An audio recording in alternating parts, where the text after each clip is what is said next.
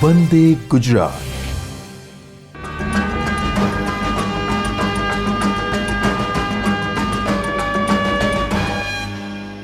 નમસ્કાર, virtual classroom ટ્રેનિંગમાં આપ સબનું હાર્દિક સ્વાગત છે. મારું નામ છે અપૂર્વા ઝા. હું ITI વસ્ત્રાલમાંથી છું અને આજનો મારો ટૉપિક છે ડિબગિંગની તકનીકો, એટલે ડિબગિંગનો પરિચય. તો હવે આપણે જોઈશું ડિબગિંગ વિશે. ડિબગિંગ એટલે શું? તો ડિબગિંગ એક એ ટેકનિક છે જે એરરને ફિક્સ કરવા માટે ઉપયોગમાં લેવામાં આવે છે. તો ડિબગિંગ એટલે પ્રોગ્રામમાંથી ભૂલ શોધવાની અને તેને સુધારવાની રીતને આપણે ડિબગિંગ કહીએ છીએ. ડિબગિંગ શોર્ટમાં કહીએ તો આપણા પ્રોગ્રામના કોડને સ્ટેપ બાય સ્ટેપ ચેક કરવા માટે એનો આપણે ઉપયોગ કરીએ છીએ. VBA પ્રોગ્રામિંગમાં તેનું ખૂબ જ મહત્ત્વ રહેલું છે. પ્રોગ્રામ ડેવલપર જ્યારે પ્રોગ્રામિંગ કોડ લખે ત્યારે જો તેમાં ભૂલો રહી ગઈ હોય એને શોધવા માટે આપણે ડિબગિંગનો ઉપયોગ કરીએ છીએ. પ્રોગ્રામમાં આવતી આ પ્રકારની ભૂલો અને સમસ્યાઓનો ઉકેલ કરવા માટે VBA ડિબગિંગનો ઉપયોગ કરે છે. ડિબગિંગ તકનિકમાં કોડની એક પછી એક લાઇન પર પ્રક્રિયા કરવામાં આવે છે અને તેમાં રહેલી ભૂલને ચકાસીને તેના આધારે પ્રતિક્રિયા કરવામાં આવે છે. અને મોસ્ટલી ડિબગિંગમાં બે મેથડ ઉપયોગ કરવામાં આવે છે જે દેખાય છે, બ્રેક પોઈન્ટ અને સ્ટેપિંગ. તો બ્રેક પોઈન્ટ શું કહેવાય અને સ્ટેપિંગ શું કહેવાય એના વિશે આપણે જાણીશું. તો બ્રેક પોઈન્ટ એટલે કે પ્રોગ્રામનો અમલ જ્યાં સ્થગિત એટલે કે બંધ કરી દેવામાં આવે છે તેને બ્રેક પોઈન્ટ કહે છે. તે પ્રોગ્રામના અમલને ચોક્કસ સ્થાન પર રોકવાની સુવિધા પૂરી પાડે છે. સામાન્ય રીતે બ્રેક પોઈન્ટને કોડનો અમલ કરવાનો હોય તે લાઇન પર મૂકવામાં આવે છે. બ્રેક પોઈન્ટને વેરિયેબલ અને સામાન્ય બાબતો વ્યાખ્યાયિત કરેલી હોય છે અને એ ગમે ત્યાં આપણે ઉમેરી શકીએ છીએ. બ્રેક પોઈન્ટને ઉમેરવા માટે તેને અમલમાં મૂકવા માટે ખૂબ જ સરળ રીત હોય છે. બ્રેક પોઈન્ટને કોઈપણ લાઇનમાં તમે એડ કરી શકો છો. એક સાથે એક કરતાં વધુ પણ બ્રેક પોઈન્ટ આપણે એડ કરી શકીએ છીએ. અને બ્રેક પોઈન્ટ એ ટેમ્પરરી બ્રેક પોઈન્ટિંગ છે કે જે આપણે VBA બંધ કરીએ તો તરત જ ડિલીટ પણ થઈ જાય છે. જો બ્રેક પોઈન્ટને કેવી રીતે ઉમેરી શકાય એ જોવું હોય તો ચોક્કસ લાઇન પર જઈને આપણે એની શોર્ટકટ કી છે F9. તો F9 કી પ્રેસ કરીએ ત્યારે આપણો બ્રેક પોઈન્ટ આવી જાય છે. અને બીજું કે ડિબગિંગ મેનુમાં ટોગલ બ્રેક પોઈન્ટ વિકલ્પ પસંદ કરીએ તો આપણે બ્રેક પોઈન્ટ મૂકી શકાય છે. એની સામે જોઈએ કે વિવિધ પ્રકારના ડિબગિંગ માટે વિવિધ બ્રેક પોઈન્ટ અને બ્રેક મોડ હોય છે. બ્રેક પોઈન્ટ આપતી વખતે એમાં અલગ અલગ મોડ પણ હોય છે જે બ્રેક મોડ તરીકે આપણે ઓળખીએ છીએ. તો ડિઝાઇન ટાઈમ પર બ્રેક મોડનો ઉપયોગ કરીને એપ્લિકેશનની ડિઝાઇન અને કોડને બદલી શકીએ છીએ. બ્રેક મોડ એટલે એક ટેમ્પરરી મોડ છે જે ટાઈમે આપણે આપણા પ્રોગ્રામનો કોડ ચેન્જ બી કરી શકીએ છીએ અને આપણે જોઈ બી શકીએ છીએ. આ સમયે આપણે બ્રેક પોઈન્ટનો ઉપયોગ કરીને એપ્લિકેશનના કોડમાં કોઈપણ પ્રકારનો સુધારો નથી કરી શકતા, પરંતુ તેની કામગીરીનું મૂલ્યાંકન કરી શકીએ છીએ. બ્રેક પોઈન્ટની મદદથી આપણે એપ્લિકેશનને રોકીને તેની સ્થિતિ વિશે જાણકારી મેળવી શકીએ છીએ. કોઈપણ એપ્લિકેશનને બ્રેક મોડમાં લાવીને તેના પર વિવિધ કામગીરીઓ કરી શકાય છે. જેમ કે એપ્લિકેશનમાં કોડમાં સુધારા કરી શકાય છે, સક્રિય પ્રોસિજર વિશે માહિતી મેળવી શકાય છે, વેરિયેબલ પ્રોપર્ટી તેમજ તેની માહિતી અને કિંમત વિશે બી માહિતી મેળવી શકાય છે. વેરિયેબલ અને પ્રોપર્ટીના કિંમતમાં ફેરફાર પણ કરી શકાય છે. એપ્લિકેશનના ઇન્ટરફેસ અને શરતોનું અવલોકન બી કરી શકાય છે અને આપણે એપ્લિકેશનને નિયંત્રણ પણ કરી શકીએ છીએ. બ્રેક મોડમાં લાવવા માટે આપણે control plus break key press કરીશું. રન મેનુમાં બ્રેક વિકલ્પ પસંદ કરો. રન મેનુમાં જઈને આપણે બ્રેક વિકલ્પ પર ક્લિક કરીશું તો આપણે બ્રેક મોડમાં આવી જઈશું. તથા એના સિવાય એક ઓર ઓપ્શન છે કે ટૂલબારમાં જઈને બી આપણે ડાયરેક્ટ બ્રેક પોઈન્ટ સિલેક્ટ કરી શકીએ છીએ. તો આ ડિબગિંગમાં આપણે વાત કરી કે બ્રેક પોઈન્ટની, કે ડિબગિંગ શેના માટે આપણે મેઇનલી યુઝ કરીએ છીએ, તો કે સપોઝ આપણા જોડે બહુ મોટો પ્રોગ્રામ છે, VBAની એક્સેલની મદદથી આપણે VBAમાં ફોર્મ ક્રિએટ કરીએ છીએ, 100 લાઇનના કોડ જનરેટ કરીએ છીએ. હવે સપોઝ કે આપણે આખો પ્રોગ્રામ રન કર્યા પછી ખબર પડે કે આપણને એરર છે, તો એ એરર આપણને નોર્મલી શોધવામાં બહુ તકલીફ પડે. એ જ સમયે આપણે જો ડિબગિંગનો ઉપયોગ કરીશું, step by step program run કરીશું, તો એમાં આપણને ખબર પડી જશે કે મારી કઈ લાઇનમાં ભૂલ છે. એ જ સમયે આપણે જો ડિબગિંગમાં બ્રેક પોઈન્ટ કે બ્રેક મોડમાં જઈશું તો ત્યાં પ્રોગ્રામ તમારો સ્ટોપ થઈ જશે. મીન્સ કે તમારી વેરિયેબલની જે વેલ્યુ છે ત્યાંની ત્યાં રોકી દેશે, સ્ટોપ કરી દેશે, કેમ કે ત્યાં એરર હશે. તો આપણને તરત જ આઈડિયા આવી જશે કે આ કોડમાં એરર આવી ગયું છે. હવે એના પછી જોઈએ સ્ટેપિંગ. સ્ટેપિંગ એટલે શું? તો સ્ટેપિંગ એટલે સ્ટેપ બાય સ્ટેપ આપણે જે બી કોડ કર્યા છે એનું અવલોકન કરવું. જ્યારે આપણે કોડ રન કરતા હોઈએ તો એરર આવતી હોય તો એને સ્ટેપ બાય સ્ટેપ જોવા માટે આપણે સ્ટેપિંગનો ઉપયોગ કરીએ છીએ. તો સ્ટેપિંગમાં ઘણા બધા ઓપ્શન અવેલેબલ હોય છે. Step into, step over, step out, set next statement, show next statement અને ડિબગિંગ વ્યૂ. તો સૌથી પહેલાં આપણે જોઈએ કે સ્ટેપ ઇન્ટુ શું છે? તો સ્ટેપ ઇન્ટુ એ હાલની લાઇનને અમલ કરીને પછીની લાઇન પર જવા માટે ઉપયોગી છે. જે કરંટ લાઇન આપણી ચાલુ છે એનાથી બીજી લાઇનમાં જવા માટે આપણે સ્ટેપ ઇન્ટુનો ઉપયોગ કરીએ છીએ. તે એક સમયે એક જ લાઇનનો અમલ કરે છે. તે શું કરે છે? એક સમયમાં એક જ લાઇનનો ઉપયોગ કરે છે. સ્ટેપ ઇન્ટુ માટે ડિબગ મેનુમાંથી સ્ટેપ ઇન્ટુ વિકલ્પ અથવા તો F8 પણ પ્રેસ કરી શકીએ છીએ. સ્ટેપ ઓવર એટલે કે પ્રોસિજરને કોલ કરવા અને અમલ કરવા માટે સ્ટેપ ઓવરનો ઉપયોગ કરવામાં આવે છે. જ્યારે પ્રોસિજરને તબક્કાવાર એક પછી એક ચેક ન કરવી હોય ત્યારે સ્ટેપ ઓવરનો ઉપયોગ કરવામાં આવે છે. કોડ વિન્ડોમાં એક સમયે ફક્ત એક જ પ્રોસિજરનો અમલ કરવામાં આના દ્વારા આપણે કરી શકીએ છીએ. સ્ટેપ ઓવર લાવવા માટે આપણે શોર્ટકટ કી શું છે? તો શિફ્ટ પ્લસ F8નો ઉપયોગ કરીને આપણે સ્ટેપ ઓવર કરી શકીએ છીએ. Step out. તો સ્ટેપ આઉટ એટલે શું? કે હાલની પ્રોસિજરને અમલમાં મૂકીને ત્યાર પછીની લાઇન પર જવા માટે આપણે સ્ટેપ આઉટનો ઉપયોગ કરીએ છીએ. અને સ્ટેપ ઇનનો અમલ શરૂ ન રાખવા માટે અને તેમાંથી બહાર નીકળવા માટે આપણે સ્ટેપ આઉટ વિકલ્પનો ઉપયોગ કરીએ છીએ. આ વિકલ્પ બ્રેક મોડમાં જ ઉપલબ્ધ છે અને એની શોર્ટકટ કી છે control plus shift plus F8. એ કીનો ઉપયોગ કરીને આપણે સ્ટેપ આઉટ કરી શકીએ છીએ.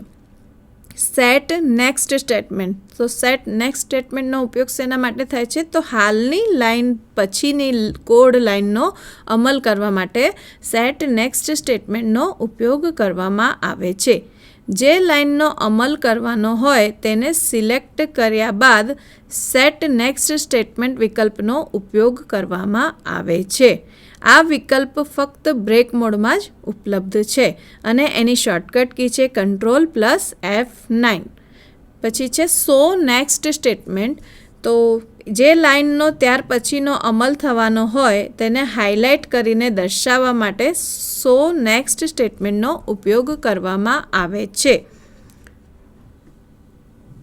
પછી છે ડિબગિંગ વ્યૂ. ડિબગિંગ મેનુમાં આવે છે ડિબગિંગ વ્યૂ. તો ડિબગિંગ એટલે કે જ્યારે આપણે પ્રોગ્રામ રન કરતા હોય તો આપણે જ્યારે બી ફોર્મ ક્રિએશન વિશે જોયું હતું એમાં આપણે અમુક વિન્ડોઝ જોયા હતા. Immediate window, watch window, local window અને કોલ સ્ટેક.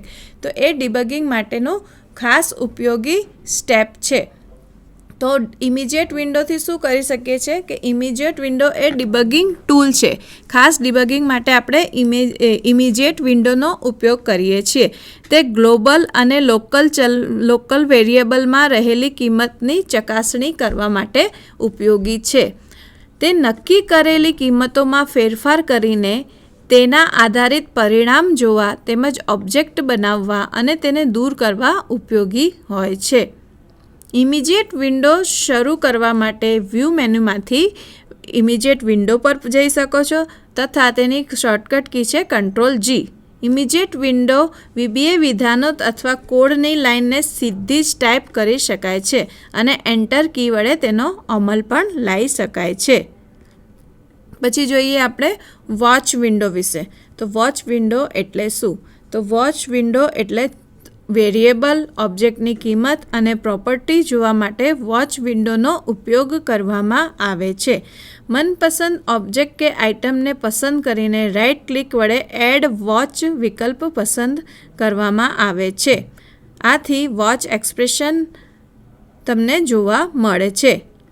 લોકલ વિન્ડો એટલે કે જ્યારે બી આપણે પ્રોગ્રામમાં કોઈ વેરિયેબલ ડિફાઇન કર્યું છે તો એનું સ્ટેપ બાય સ્ટેપ એની વેલ્યુ જોવા માટે આપણે ડિબગિંગ વખતે લોકલ વિન્ડોનો ઉપયોગ કરીએ છીએ.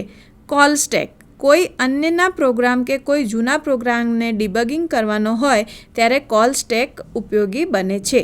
તે શક્ય હોય તે તમામ ફંક્શનને કોલ અને તેને સ્ટેકને ઉપલબ્ધ કરાવે છે. હવે આ ડિબગિંગ વિશે બોલવા હું જે બી તમને થિયરી બતાવીશ, થિયરી કરતાં તમે પ્રેક્ટિકલી જોશો તો વધારે આઈડિયા હશે કે ડિબગિંગ એકચ્યુઅલી શું છે. કે સપોઝ ડિબગિંગ કેટલા ટાઈપના બહુ જ બધા પ્રકારના હોય છે. કે સપોઝ મેં પ્રોગ્રામ કર્યો A+B=C, તો એની વેલ્યુ 1 છે, બીની વેલ્યુ 2 છે અને સીની વેલ્યુ તો 3 આવશે. પણ મેં એડિશનની બદલે મારાથી ભૂલ થઈ ગઈ, નિશાની સબટ્રેક્શનની થઈ ગઈ. તો સબટ્રેક્શન થઈ ગઈ એટલે અમારી એરર આવશે રન ટાઈમ, કેમ કે મારાથી ભૂલ થઈ છે. એ જ ભૂલ મારે ડિબગ કરીને જોવું હોય તો સ્ટેપ બાય સ્ટેપ હું એમાં જોઈ શકું છું. એ જ જોવા માટે આપણે એક નાનકડો વિડીયો જોઈશું જેમાં તમને લોકોને બધી થિયરી એકદમ ક્લિયર થઈ જશે. दोस्तों डीबगिंग मतलब जो हमने प्रोग्राम लिखा है, हमारा जो प्रोग्राम है उसमें कोई एरर आ गई हो, उसमें कोई एरर रह गई हो तो उसको फाइंड करना, मतलब उसको ढूंढना और उसको सॉल्व करना, मतलब उसका सॉल्यूशन लाना. तो जो भी कोई एरर हो गई हो वो एरर लॉजिकल भी हो सकती है और या फिर प्रोग्रामिंग एरर भी हो सकती है. दोस्तों आज के जो सभी कोडिंग एडिटर है जिसमें हम कोड लिखते हैं वो काफ़ी स्मार्ट आ रहा है. मतलब जब हम कोडिंग लिखते हैं तो उसमें जो सिंटेक्स एरर होती है, जब हम उसमें सिंटेक्स गलत लिखते हैं तब वो वहीं पे ही एरर डिस्प्ले कर देते हैं ताकि हम उसका सॉल्यूशन वहाँ पे ही कर दें.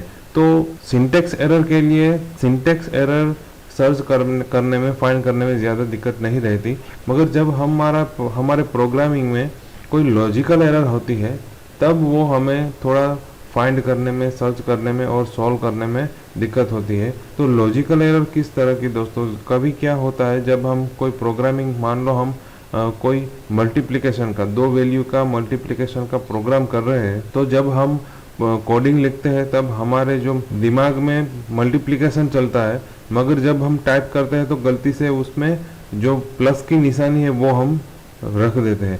तो जब हम प्रोग्राम रन करेंगे तो प्रोग्राम रन करने पर कोई एरर नहीं आएगी, प्रोग्राम रन भी हो जाएगा और उसका रिजल्ट भी आ जाएगा. तो रिजल्ट क्या होगा, 2 वैल्यू का एडिशन होकर उसका रिजल्ट डिस्प्ले होगा.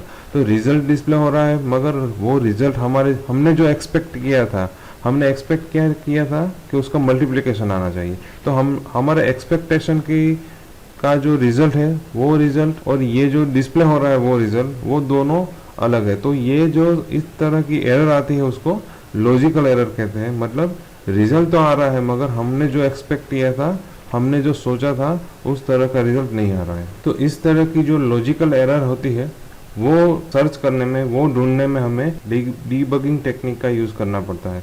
तो दोस्तों VBA में डीबगिंग को किस तरह से यूज़ करें वो हम उसका जो एक प्रोग्राम करके देख लेते हैं ताकि आपको सही तरीके से समझ आ जाए.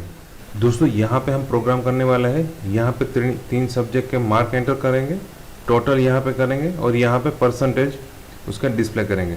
दोस्तों ये परसेंटेज हम जो हमारा VBA में है वहाँ पे कैलकुलेट करेंगे, यहाँ पे एक्सेल का फंक्शन यूज़ करके नहीं करेंगे. तो यहाँ पे मैं आपको प्रोग्रामिंग भी दिखाता हूँ और उसमें किस तरह की एरर आ रही है और वो डीबगिंग टूल से कैसे सॉल्व करें ये हम इसमें देखने वाले हैं. तो यहाँ पे हम परसेंटेज बटन पे के क्लिक इवेंट में हम चले जाते हैं तो यहाँ पे हम परसेंटेज के क्लिक इवेंट में हम चले गए। तो दोस्तों यहाँ पे हमारे पास 3 वैल्यू रहेगी, सब्जेक्ट 1, सब्जेक्ट 2, सब्जेक्ट 3। तो ये 3 वैल्यू का हमें टोटल करके यहाँ पे डिस्प्ले करना है। तो पहले तो हम इसके लिए ये जितने भी यहाँ पे सेल है वो सभी सेल में वैल्यू स्टोर करनी है। तो यहाँ पे हम उतने वेरिएबल ले लेते हैं। Dim sub1 as integer, dim sub2 as integer, dim sub3 as integer. ये सब्जेक्ट के लिए होगा। अब हम टोटल के लिए एक वेरिएबल ले लेते हैं, dim total as a integer, और एक वेरिएबल हम परसेंटेज के लिए ले लेते हैं, डीम PRC एज। यहाँ पे उसकी डेटा टाइप हम डबल रख देते हैं क्योंकि परसेंटेज फ्रैक्शन में भी आ सकते हैं, मतलब पॉइंट में भी आ सकता है। तो ये सभी हमारे पास वेरिएबल हमने सभी डिक्लेयर कर दिए। अब सब्जेक्ट 1 में हम उसकी वैल्यू स्टोर कर देंगे। तो सब्जेक्ट 1 की वैल्यू यहाँ से आएगी, और ये सेल कौन सा है, ये सेल है C3। तो यहाँ पे हम लिखेंगे रेंज C3, उसकी हमें वैल्यू चाहिए इसलिए डॉट वैल्यू। उसी तरीके से सब्जेक्ट 2 की हमें वैल्यू सेल में से लेनी है, रेंज, वो सेल कौन सा है, वो सेल है C4। तो यहाँ पे हम लिखेंगे C4 डॉट वैल्यू। फिर सब्जेक्ट 3 रेंज,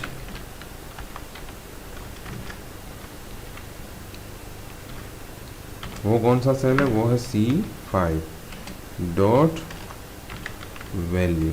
तो ये तीनों सब्जेक्ट की वैल्यू हमारे पास आ गई। फिर हमें उसका क्या करना है, टोटल करना है। तो हम यहाँ पे टोटल, उसका टोटल वेरिएबल में ही स्टोर करेंगे। तो यहाँ पे मैं वेरिएबल का नेम वेरिएबल लिख लेता हूँ, total equal to sub1 plus sub2 plus sub3। तो ये उसका टोटल हो गया। अब हम उसका परसेंटेज कैलकुलेट करेंगे।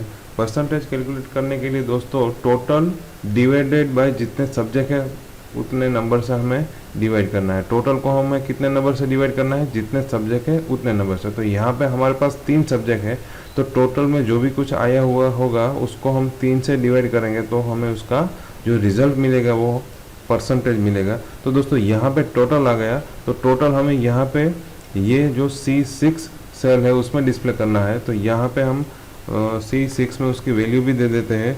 यहाँ पे हम लिखेंगे रेंज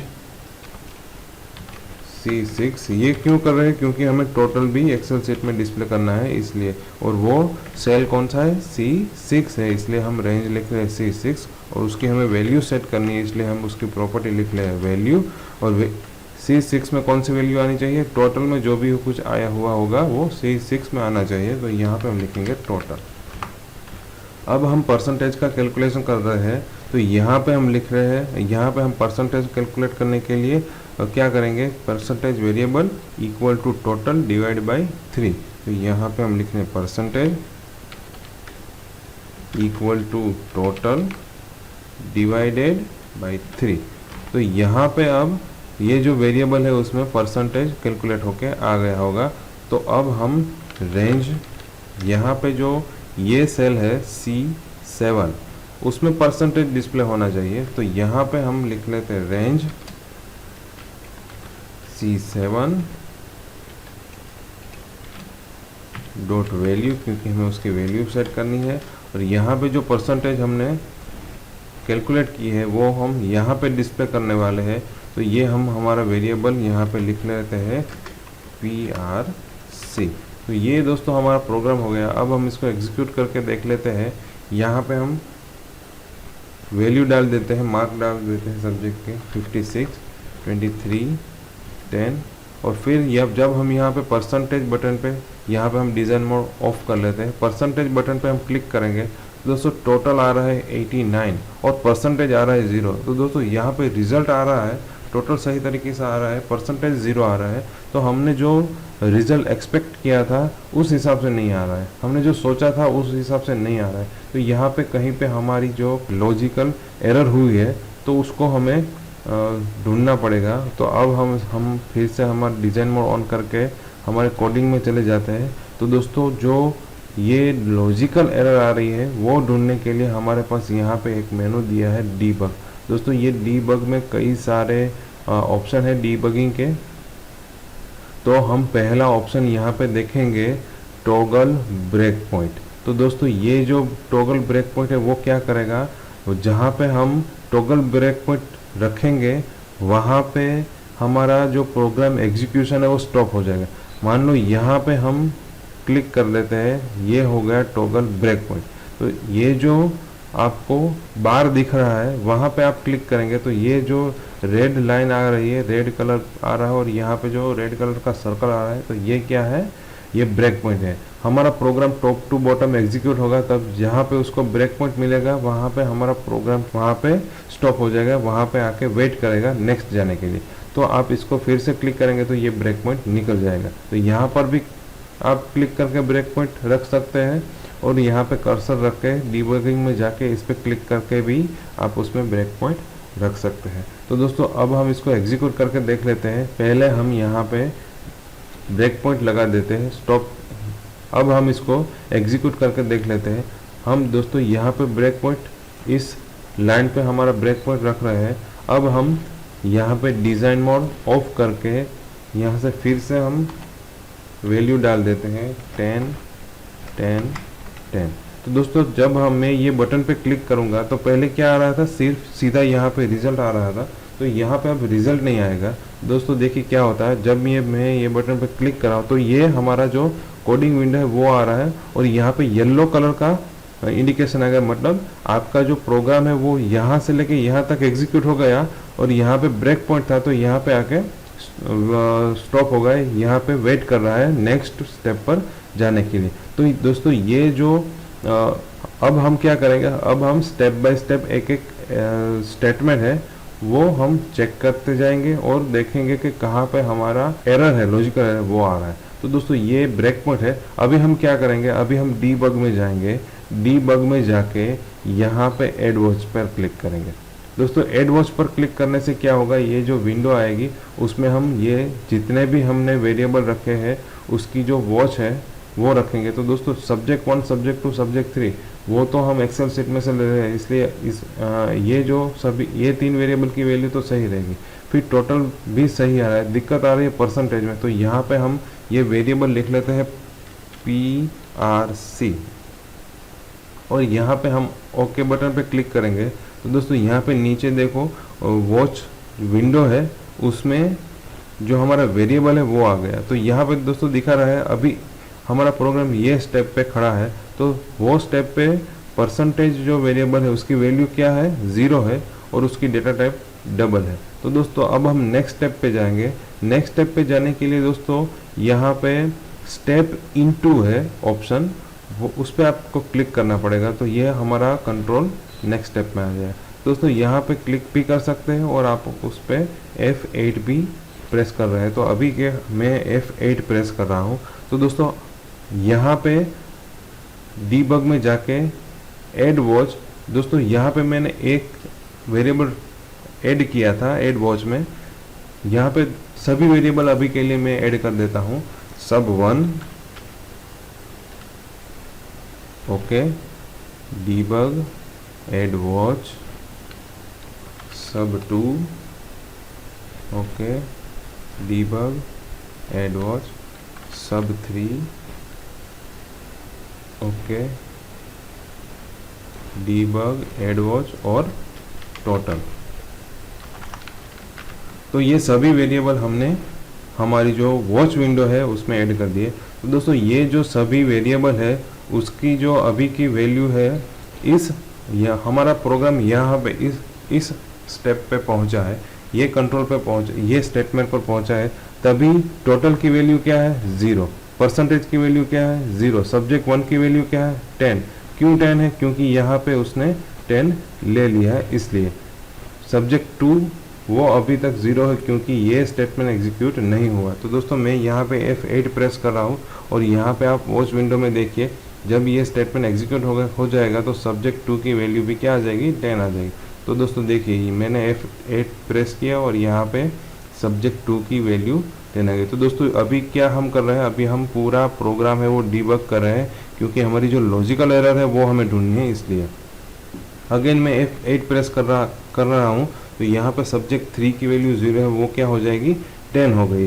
क्यों? क्योंकि ये स्टेटमेंट एग्जीक्यूट हो गया, इसलिए यहाँ पे अभी टोटल की वैल्यू 0 है, क्योंकि ये जो स्टेटमेंट है वो एग्जीक्यूट नहीं हुआ है, इसलिए। तो अब फिर से मैं F8 प्रेस करूँगा तो क्या होगा, ये स्टेटमेंट एग्जीक्यूट हो जाएगा और इसकी वैल्यू है वो कैलकुलेट होके टोटल में स्टोर हो जाएगी। तो यहाँ पे मैं F8 प्रेस कर रहा हूँ, तो दोस्तों यहाँ पे क्या वैल्यू आ गई 13 आ गई। तो यहाँ पे हम सभी वेरिएबल पर वॉच रख रहे हैं कि कौन से वेरिएबल की वैल्यू क्या हो रही। दोस्तों यहाँ पर भी आप देख सकते हैं, और आप यहाँ पे उस पर कर्सर लाएंगे तो भी यहाँ पे डिस्प्ले होगा कि टोटल की वैल्यू कितनी है। तो अभी हम टोटल की वैल्यू 13 है, वो हम जो C6 सेल है उसमें स्टोर कर रहे हैं। तो यहाँ पे मैं F8 प्रेस कर रहा हूँ तो C6 में स्टोर हो गई। देखो दोस्तों यहाँ पे 13 आ गया। अब हम नेक्स्ट जा रहे हैं और परसेंटेज कैलकुलेट कर रहे हैं। तो यहाँ पे मैं अभी परसेंटेज की वैल्यू क्या है 0 है, मैं F8 प्रेस कर रहा हूँ। तो दोस्तों यहाँ पे ये स्टेटमेंट एग्जीक्यूट हो गया, मगर परसेंटेज की वैल्यू 0 की 0 रहेगी। ऐसा क्यों हुआ है, यहाँ पे हम देख लेते हैं। परसेंटेज यहाँ पे कैलकुलेट होकर स्टोर हो रहा है नहीं, तो दोस्तों यहाँ पे तो आंसर दिखा रहा है 10, मगर यहाँ पे नहीं है। ऐसा क्यों हो रहा है, क्योंकि यहाँ पे देखो हमने वेरिएबल डिक्लेयर किया है PRC और यहाँ पे हम यूज़ कर रहे हैं PERC। तो दोस्तों यहाँ पे वेरिएबल अलग है, यहाँ पे हम स्टोर अलग पे कर रहे हैं, और यहाँ पे हम जो C7 सेल है उसमें कौन सा वेरिएबल दे रहे हैं, ये वेरिएबल दे रहे हैं जिसमें पहले से ही 0 स्टोर हो गया। इसलिए हमारा जो यहाँ पे आंसर है वो 0 आ रहा है। जब हम यहाँ पे एग्जीक्यूट F8 करेंगे तो हमारा कंट्रोल है वो लास्ट आ गए और यहाँ पे 0 आ रहा है। क्यों 0 आ रहा है, क्योंकि PRC वेरिएबल है उसकी वैल्यू तो पहले से ही 0 है। जो परसेंटेज की वैल्यू आ रही है कैलकुलेट होके वो तो हम दूसरे कोई वेरिएबल में आ रही है, गलती से हमने यहाँ पे E लिख दिया है। तो PERC नेम का जो वेरिएबल है उसमें परसेंटेज स्टोर हो रहा है। तो दोस्तों ये हम कब पता चलेगा, जब हम इस तरह के कोई डीबग टेक्निक यूज़ करेंगे। हम अपना पूरा प्रोग्राम ऊपर से लेके नीचे तक एक एक स्टेटमेंट चेक करेंगे, तब जाके हमें ये पता चलेगा। तो दोस्तों अभी हम जिस पे भी कर्सर रखेंगे वो सभी वेरिएबल की वैल्यू दिखाएगा। सब 3 की 10 है, सब 2 की 10 है। यहाँ पे जो ये वेरिएबल है PERC उसकी वैल्यू भी 10 है। तो ये पूरी जो टेक्निक है वो डीबगिंग टेक्निक की जाती है। तो जब भी आपकी जो प्रोग्राम में कोई लॉजिकल एरर हो तो इस तरह के आप ब्रेक पॉइंट लगा के स्टेप बाय स्टेप एग्जीक्यूट कर दीजिए। यहाँ पे जो वॉच है उसमें वेरिएबल ऐड कर दीजिए और सभी वेरिएबल की वैल्यू आप स्टेटमेंट एग्जीक्यूट हो जाने के बाद चेक कीजिए कि कौन से वेरिएबल की वैल्यू क्या आ रही है। तो वहाँ पर आप अपने लॉजिकल एरर रिजोल्व कर सकते हैं। હમણાં આપણે વિડીયોમાં જોયું કે VBAમાં ડિબગિંગનો ઉપયોગ કેવી રીતે કરવો। જેવી રીતે મેં તમને લોકોને થિયરીમાં સમજાવ્યું કે વોચ વિન્ડો કેવી રીતે યુઝ કરાય છે, સ્ટેપ ઇન્ટુ કેવી રીતે જવાય છે, કોડિંગમાં કેવી રીતે તમે ભૂલો શોધી શકો છો। તમે વિડીયોમાં જોયું કે ખાલી એક સ્પેલિંગ મિસ્ટેકના લીધે આખો પ્રોગ્રામ રન નહોતો થતો, એવી નાની નાની એરરોના લીધે આપણા પ્રોગ્રામ રન નહીં થતા। તો એ ભૂલો શોધવા માટે આપણે ડિબગિંગનો ઉપયોગ કરીએ છીએ। હવે આપણે ડિબગિંગ વિશે ટૂંકમાં પ્રશ્નો જોઈશું। આ પ્રશ્નો છે બગ્સનું વૈકલ્પિક નામ શું છે। બગ્સ એટલે ભૂલોને ઇંગ્લિશમાં એરર કહેવાય, તો બગ્સનું વૈકલ્પિક નામ એરર છે। બીજો પ્રશ્ન છે VBAમાં કયું લાલ ડોટ સાથે લાલ રંગની હાઇલાઇટ થયેલ લાઇન ઓફ કોડથી દર્શાવવામાં આવે છે। આપણે હાલ જ વિડીયોમાં જોયું કે આપણે સ્ટાર્ટ પોઈન્ટ જ્યારે કર્યું હતું ડિબગિંગ વખતે ત્યારે ત્યાં રેડ લાઇન થઈ ગઈ હતી, લાઇટ થઈ ગઈ હતી કોડથી, એના માટે આપણે સ્ટાર્ટ પોઈન્ટમાં આપણે શું લાલ રંગ દર્શાવવામાં આવે છે। નેક્સ્ટ ક્વેશ્ચન છે કોડનું ડિબગિંગ કરતી વખતે કયું સ્ટેટમેન્ટ હાઇલાઇટ કરેલી લાઇન પર જવા માટેની પરવાનગી આપે છે। તો એનો આન્સર આવશે સ્ટેપ ઓવર। નેક્સ્ટ ક્વેશ્ચન છે VBAમાં કઈ શોર્ટકટ કી ડિબગરને વર્તમાન પ્રોસિજર રન કરવાની અને લાઇન બાદ લાઇન પ્રોસિજરને કોલ કરતા જવાની પરવાનગી આપે છે। તો એનું આન્સર છે control plus shift plus F7. અને લાસ્ટ ક્વેશ્ચન છે કે કઈ વિન્ડો લોકલ વિન્ડોના સમાન છે પણ તેનો ઉપયોગ વેરિયેબલને ટ્રેસિંગ કરવા માટે થાય છે. તો આપણે વિડીયોમાં જોયું હતું કે વોચ વિન્ડોમાં જ્યારે આપણે વેરિયેબલ ડિફાઇન કરેલા હતા તો જેમ જેમ વેરિયેબલની વેલ્યુ ચેન્જ થતી હતી એમ એ વેરિયેબલની વેલ્યુ બતાવતું હતું. આ ટૂંકા પ્રશ્નો સાથે મારું ટૉપિક પૂરું થાય છે. આભાર.